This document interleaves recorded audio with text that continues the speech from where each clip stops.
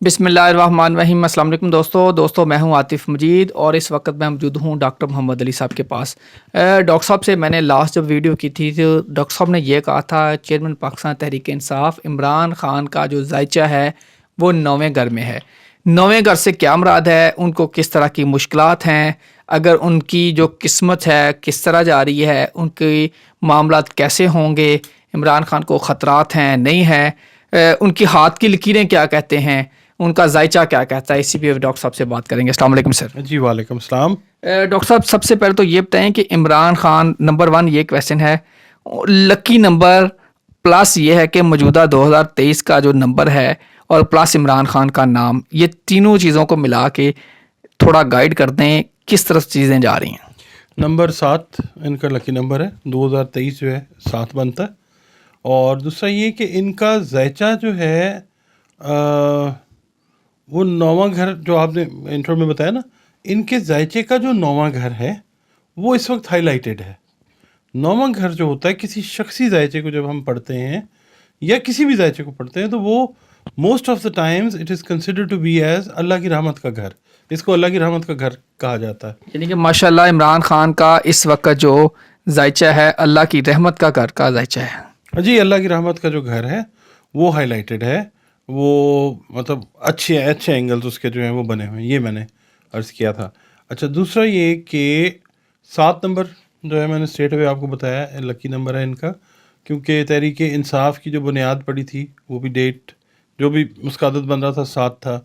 پھر انہوں نے جو الیکشنز ون کیے تھے وہ بھی 7 کا نمبر تھا, جب 25 جولائی آپ کو یاد ہوگا. بالکل صحیح, 2 اور 5 7 اس طرح. ٹھیک ہے جی, اور مہینہ بھی 7واں تھا. بالکل تو جی 25 جولائی جب عمران خان حکومت سے اترے تھے فوری بعد جو صوبائی الیکشن ہوئے تھے تو خان صاحب جیت گئے تھے, وہ بھی 7 کا. ڈاکٹر صاحب یہ آپ نے ایک نیا پوائنٹ, 25 جولائی کے الیکشن ہوئے تھے اور حمزہ شہباز اڑ گئے تھے اس الیکشن کے نتیجے میں. پرویز لائی پھر نہیں وہ 16 جولائی تھی جی, سوری 16 جولائی تھی. یہ جو ابھی ہوئے جب عمران خان صاحب نے پہلی دفعہ لیا تھا نا اوتھ, تو دیٹ واز 25 جولائی. ٹھیک ہے, جب 2018 میں الیکٹ ہوئے نا 2000 تو وہ 25 جولائی تھا. اچھا بہرحال اب ابھی بھی 16 بن رہا تھا سر. ہاں جی 6 اور 1 7. ہاں جی ابھی بھی 16 بن رہا تھا. اور اب جو آ رہا ہے جو ایئر ہے, ہم نے جب ایئر کو دیکھنا ہے 7 کا سال جو ہے وہ فیور کرتا ہوا نظر آتا ہے پی ٹی آئی کو, اور خاص طور پہ عمران خان صاحب کو. دیکھیں خطرات تو ہر ایک کی زندگی میں رہتے ہیں نا, خان صاحب کی زندگی میں بھی ہیں اس وقت خطرات ہیں. ایک بڑے لیڈر ہیں, دنیا ان کو اپنے اپنے اینگل سے دیکھ رہی ہے, اور دوسرا یہ ہے کہ خطروں کے کھلاڑی ہیں خان صاحب ویسے بھی. بالکل سر, اگر ہم آپ نے کہا 9واں گھر ہے, یہ تھوڑا سا بتا دیں کتنے گھر ہوتے ہیں, کیا اس کا طریقہ کار ہوتا ہے, اس پہ تھوڑا بتائیں ذرا. عاطف صاحب میں جو ہمارے ویورز ہیں آپ کے چینل کے, میں اس کے لیے ان کے لیے عرض کرتا ہوں, ایک ذائچہ جو ہوتا ہے اس کے 12 گھر ہوتے ہیں, 12 ہاؤسز اس کے ہوتے ہیں. ٹھیک ہے جی, اور ہر گھر کی اپنی منصوبات ہوتی ہیں. منصوبات کا مطلب یہ ہے کہ ہر گھر کا تعلق ایک خاص چیز کے ساتھ ہوتا ہے یا چند خاص چیزوں کے ساتھ ہوتا ہے.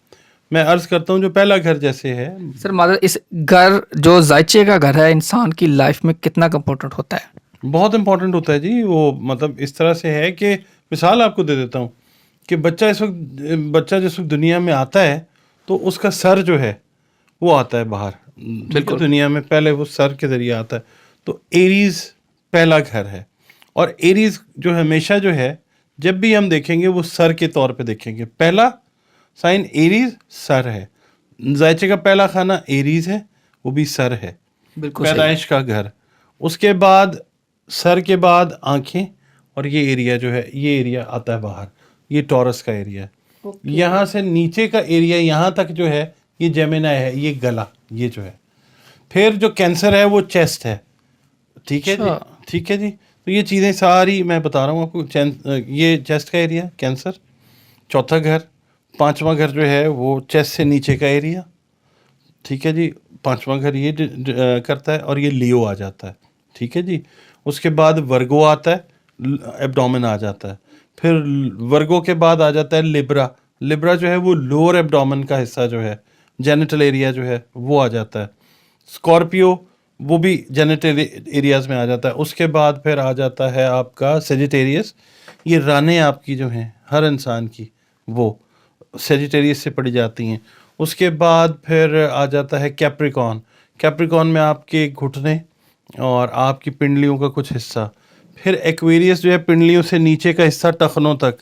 پھر پائسز جو ہے وہ پیر ہیں. ٹھیک ہے, تو یہ ذائچہ بھی جب پڑھتے ہیں تو وہ ایسے ہی ہوتا ہے کہ پہلا کھانا سر ایریز, پھر دوسرا کھانا ٹورس, پھر جیمنائی, پھر کینسر. اچھا, اب یہ تو میں نے باڈی پارٹس بتا دیے نا. یہ ہر انسان کے لیے سر ایسے باڈی پارٹس کے حساب سے ہی ذائچہ بنے گا. ہاں جی, بالکل ایسے ہی بنے گا. اور جب ہم مثال کے طور پہ ایریز کو دیکھتے ہیں تو ایریز کو اگر کوئی ہیلتھ میں ایشو آ سکتا ہے, اور بھی آتے ہیں ان کو, یہ نہیں کہ صرف ان کو آئے گا, مین جو آئے گا ان کا سینسٹیو ایریا وہ سر کا ایریا آئے گا. ٹھیک ہے. اچھا, سر کی بیماری جو ہے سینٹرل نروس سسٹم سے ریلیٹڈ جو چیزیں ہیں وہ ایریز والوں کو زیادہ اٹیک کرتی ہیں. مثال ہے کینسر والے, ان کے لنگس ہمیشہ ویک ہوں گے. تو چوتھا ایریا لنگس کا آ جاتا ہے. چوتھا گھر جو ہے وہ مدرس ہاؤس بھی آتا ہے. جب ذائچے میں ہم پڑھتے ہیں تو وہ ماں کا گھر کہلاتا ہے. اچھا, پہلا گھر آپ کا اپنا گھر, دوسرا گھر آپ کے بچپن کا گھر. بچپن کا مطلب جب آپ سیریلیک کھانا شروع, پہلا برتھ کا, دوسرا چھوٹی فوڈ جمع کرنے کا. اچھا, جب ہم جوانی میں آتے ہیں تو یہ پیسہ جمع کرنے کا گھر آ جاتا ہے. جب ہم بڑھاپے میں آتے ہیں تو یہ پیسہ جمع کیا وہ خرچ کرنے کا گھر آ جاتا ہے. ٹھیک ہے, یہ 3 ادوار ہم نے پڑھنے ہوتے ہیں ایک ذائچے کے. بڑا دلچسپ کام ہے یہ. جی جی, اچھا, میں اس لیے سر پھر تھرڈ ہاؤس جو ہے, جو تیسرا گھر ہے آپ کا, وہ جیمنائی کا گھر ہے. وہ آپ کی تعلیم سے ریلیٹ کرتا ہے. جب ہم جوانی میں آتے ہیں اعلیٰ تعلیم سے, ریسرچ ڈگری سے. چوتھا گھر جو ہے وہ ماں والدہ کا گھر ہوتا ہے, عوام کا گھر بھی کہلاتے ہیں اگر کسی ملک کا ہم پڑھتے ہیں. اسی طرح پانچواں گھر جو ہے خانہ اولاد ہے, دوستوں کا گھر ہے, لگژریز کا گھر ہے. چھٹا گھر جو ہے وہ آپ کے کریئر سے ریلیٹڈ گھر ہے. اور دوسرا یہ کہ جو کریئر سے ریلیٹڈ سازشیں ہیں ان سے ریلیٹڈ. کسی بھی ذائچے کا چھٹا, 8واں اور 12واں گھر جو ہے نا وہ زیادہ تر نحس تصور کیے جاتے ہیں. چھٹا, 8واں اور 12واں جی سوری, یہ نحس تصور کیے جاتے ہیں. تو اس میں یہ ہے کہ 7واں گھر جو ہے وہ لائف پارٹنر کا, پارٹنرشپس کا, اسٹیک ہولڈرز کا گھر. ٹھیک ہے جی. اب جیسے پاکستان کی عوام ہے, وکلا ہیں, اسٹیک ہولڈرز ہیں, وہ 7ویں گھر سے ہم پڑھیں گے اس کو. جنرل جب ہم پڑھیں گے اس کے ایسپیکٹس جو پڑھیں گے تو وہ علیحدہ ہوگی چیز. اس کے بعد 8واں گھر جو ہے وہ آ جائے گا آپ کی بیماریوں سے ریلیٹڈ گھر. ٹھیک ہے, کیا بیماریاں ہیں آپ کو, ہاؤس آف ڈیتھ بھی کہا جاتا ہے, بیت الموت بھی اس کو کہا جاتا ہے, کیونکہ چھٹا 8واں میں نے عرض کیا نا, چھٹا 8واں 12واں نحس تصور کیے جاتے ہیں. اس کو جب ہم سن سے پڑھتے ہیں تو چھٹا 8واں 12واں. اسی طرح جب ہم اگر اسینڈنٹ میں مون رکھ لیتے ہیں, یعنی اسینڈنٹ کا مطلب پہلا گھر, اگر پہلے گھر میں ہم نیٹل میں مون رکھ کے پڑھتے ہیں, خواتین کا اگر ہم پڑھتے ہیں, تو پھر اگر ہم اس کو اینٹی کلاک وائز بھی پڑھیں گے تو پھر یہ ایسے ہی آئے گا. ٹھیک ہے. اچھا, تو پھر 7واں گھر یہ آ گیا, 8واں گھر آ گیا, 9واں گھر اللہ کی رحمت کا گھر آ گیا. اس کے بعد 10واں گھر فادرز ہاؤس کہلاتا ہے. 11th ہاؤس جو ہے وہ آپ کا آ جاتا ہے بڑھاپے کا گھر. ٹھیک ہے جی. اور جو 12واں گھر آتا ہے وہ آتا ہے آپ کے لاسٹ جو ڈیز ہوتے ہیں, اس میں جو آپ پیسہ خرچ کر رہے ہیں, اس کے ذریعے جو اپنی ادھوری خواہشات ہیں وہ پوری کر رہے ہیں. لاسٹ ڈیز آپ کے کہاں پہ ہیں. نارملی 11واں گھر جو ہے وہ بھی ڈیسائیڈ کر دیتا ہے, 10واں گھر بھی ڈیسائیڈ کر دیتا ہے, کیونکہ بڑھاپا ایسٹرالوجی میں کنسیڈر ہوتا ہے 52 ایئرس کے بعد. ٹھیک ہے جی. 46, 47, 48 تک, 49 تک مارس کا ٹائم رہتا ہے. اس کے بعد وہ ڈھلتا ہے تو پھر 50+ میں جب آپ چلے جاتے ہیں تو سیٹن سے بڑھاپا پڑا جاتا ہے. اچھا سر, یہ ہم اگر ذائچہ پڑھیں, عام ٹریٹ میں کہا جاتا ہے سیٹرن آ گیا 6 سال کی عمر میں, 10 سال کی عمر میں, یہ کیا ہے اور اس میں پھر لوگوں کو کیسے, اب برتھ کا آپ نے بات کی, اب ایک بندہ جو اس کا 12واں گھر ہے یا 7واں گھر ہے یا چھٹا گھر ہے, برتھ تو پہلے گھر کی ہے, یہ اس پہ بھی تھوڑا گائیڈ کریں. اچھا, یہ نا پورا ایک بنے گا, آپ کس دن نا کوئی کریں پروگرام اس طرح کا کہ کوئی 1 گھنٹے کا سیگمنٹ ہو, اپنے ویورز کو تیار کریں, میں پورا اس کے اوپر لیکچر دوں گا, سمجھاؤں گا کہ کیا ہے. دیکھیں, گھر خراب جو ہوتا ہے نا وہ یا صحیح ہوتا ہے, یا جو ذائچہ صحیح ہوتا ہے یا خراب ہوتا ہے, وہ آپ کا پہلا دن ڈیسائیڈ کرتا ہے. ڈیٹ آف برتھ, آپ کی ڈیٹ آف برتھ, جو نیٹل آپ کا پہلا کھانا ہے نا وہ ڈیسائیڈ کرتا ہے. اس میں کئی دفعہ یہ ہوتا ہے کہ آپ کے پلینٹس جو ہیں, کھانے جو ذائچے کے ہیں, ان کے اندر پلینٹس پازیٹیو ہوتے ہیں یا نیگیٹو ہوتے ہیں, وہ ڈیسائیڈ کرتے ہیں.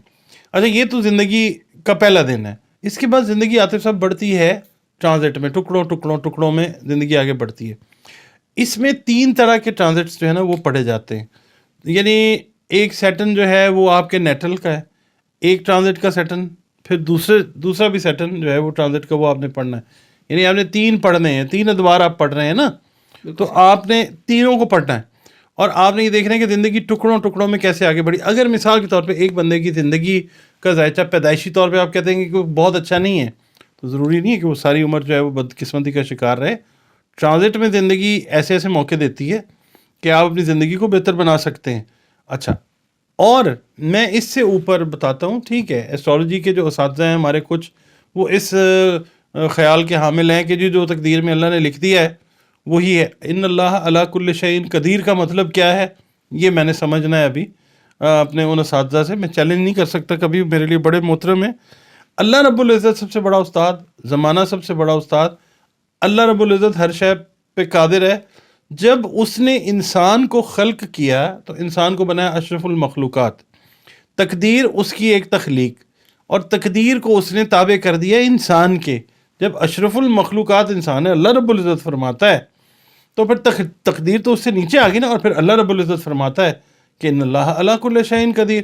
تو دعا کے ذریعے تقدیر کو تبدیل کرنے کا فلسفہ جو ہے وہ میرا ہے, کروانے کا.